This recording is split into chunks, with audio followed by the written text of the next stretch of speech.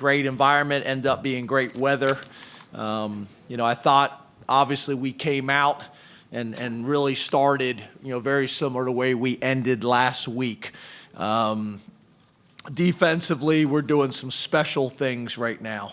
It starts up front when your defensive line can stop the run and pressure the quarterback from 4 down. When you can get 13 tackles for a loss in a game and 10 sacks and hold someone to minus 19 yards rushing, we're playing championship level defense right now, and we've been doing it, for a number of weeks. So, very, very pleased and impressed with that. When you got a young kid like Noah Kane who just continues to get better and play with more confidence. He's very decisive in how he runs. He sticks his foot in the ground. He gets north-south. He breaks tackles. He'll get a 16-yard. He'll get a 12-yard. He'll get a 4-yarder or a 3-yard. He's just very consistent. He's always falling forward. I thought we were real sharp offensively until we had the interception, and then we backed that up with a turnover on special teams, and then we just were inconsistent from that point on. So overall, we're pleased. There was a lot of talk about, some guys that they were missing during the game. As you guys know, we don't talk about injuries, but we were missing some guys as well. But we're happy to get a convincing win here in Beaver Stadium.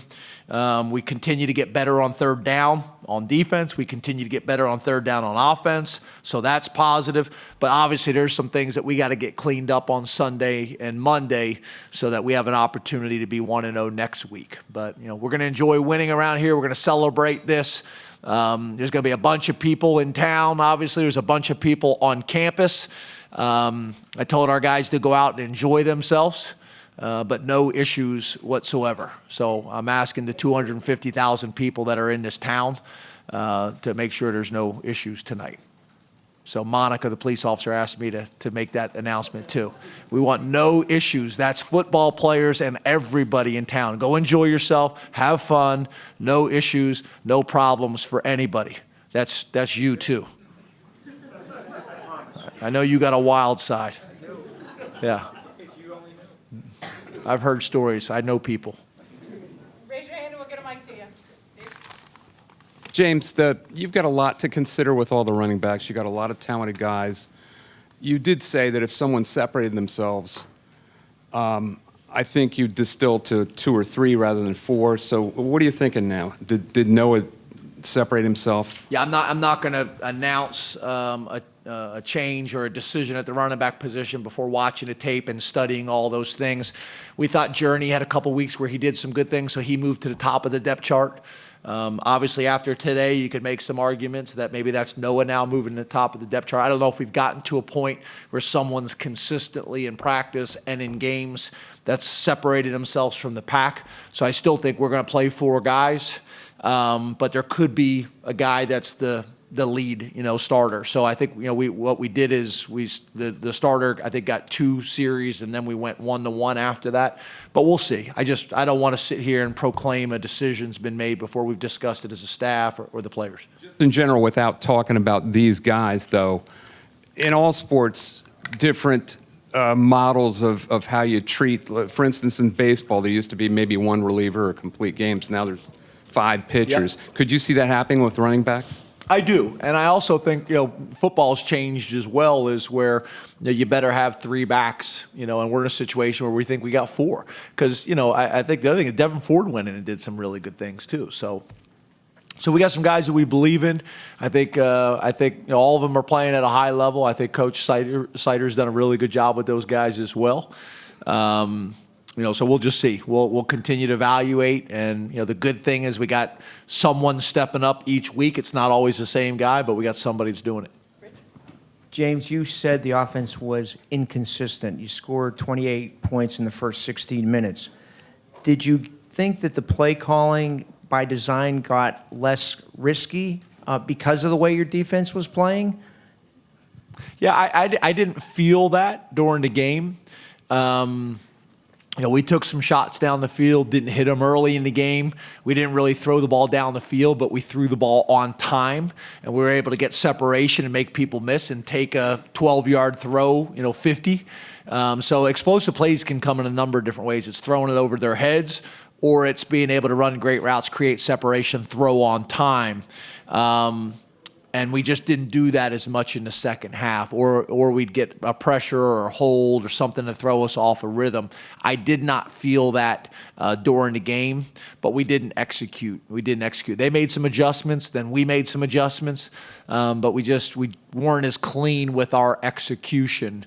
I thought last week for 4 quarters we really played a complete game, and I felt like maybe after getting those early points.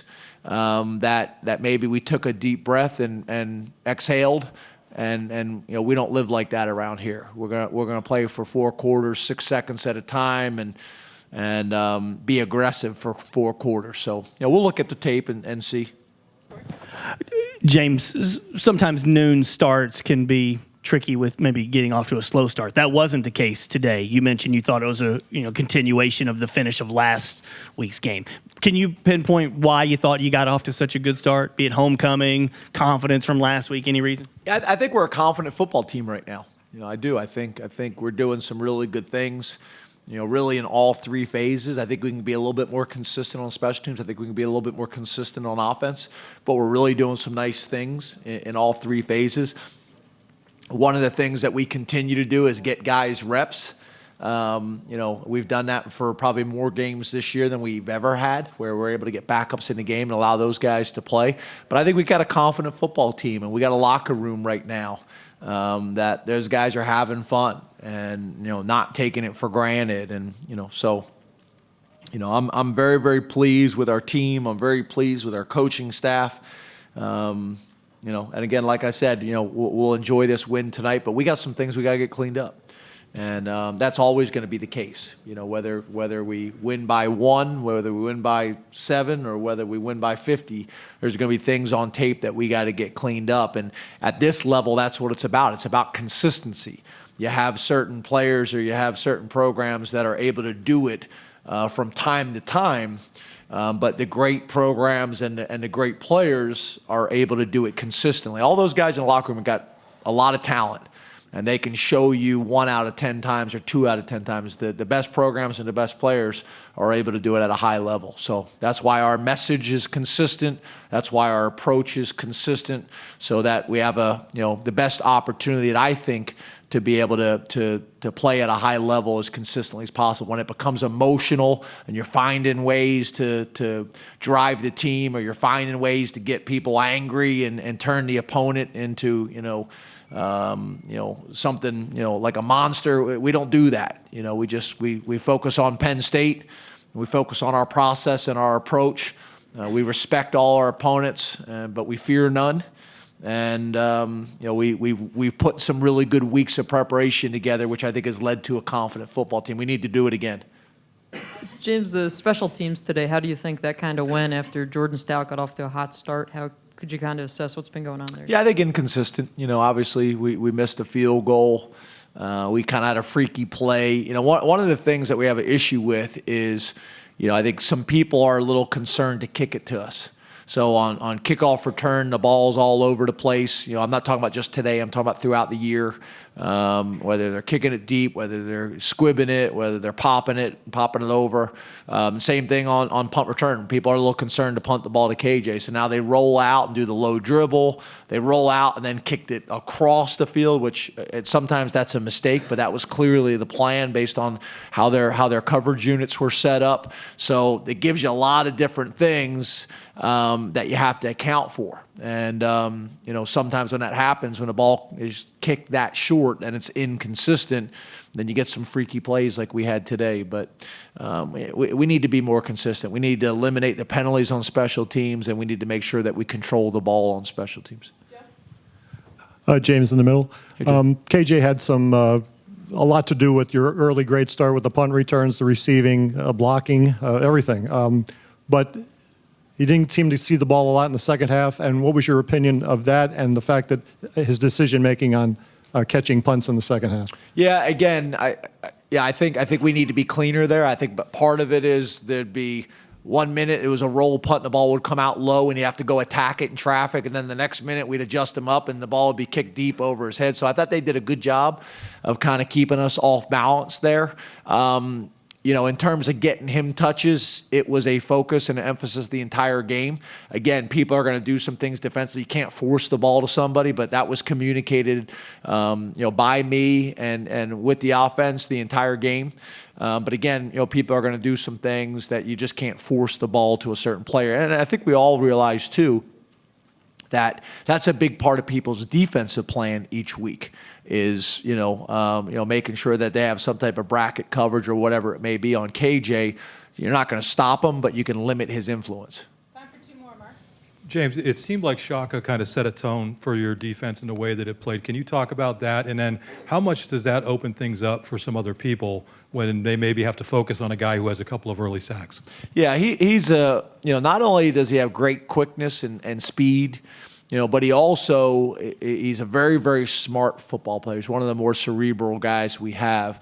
And he's a guy, once he gets your cadence, now you're combining him having a really good feel for what your cadence is, and now he's able to anticipate and combine his athletic ability with his mental approach to the game as well. So, we're very pleased with him. I do think he set the tone. When you can beat someone like that, it kind of gets in their head and creates some confidence issues. And now we got other guys rotating in, doing some things as well. We got into some packages where we got 3 defensive ends on the field, together. You got Micah Parsons. I think getting his first sack was great. I think that needs to grow for him because we think he has tremendous ability in doing it. So bunch of guys making plays, a bunch of guys doing some really good things. But Shaka's been really, really good for us, and I think he'll continue to have a big year. Hey, Coach, how are you? Good. How are you? Good. Hey, we talked on Tuesday about Purdue's pressure package and things like that. Coming out post-game now, what are your thoughts on the way your team handled it? Sean seemed to stay pretty clean. Yeah, I think for the most part. I don't know what the sack total was. How many did they have? Yeah, they had 1. They had a couple other plays where they got some pressure and batted some balls down and things like that. But I think overall, I think we've been playing pretty well. We had a lot of respect for their ability to pressure the quarterback. We had a lot of respect, especially for the Karlaftis kid. So it was an emphasis. I think for the most part, we're playing pretty good up front. We want to get to the point where we're dominant, but when you're able to give up 1 sack and get 10, that's a pretty good split. We'll take that each week. But I do think coming into this game, we had a lot of respect for their ability to pressure the quarterback and do some different things from a package and a scheme perspective. And I think our guys are playing really well. Thanks, Coach. Thanks, guys. Appreciate you.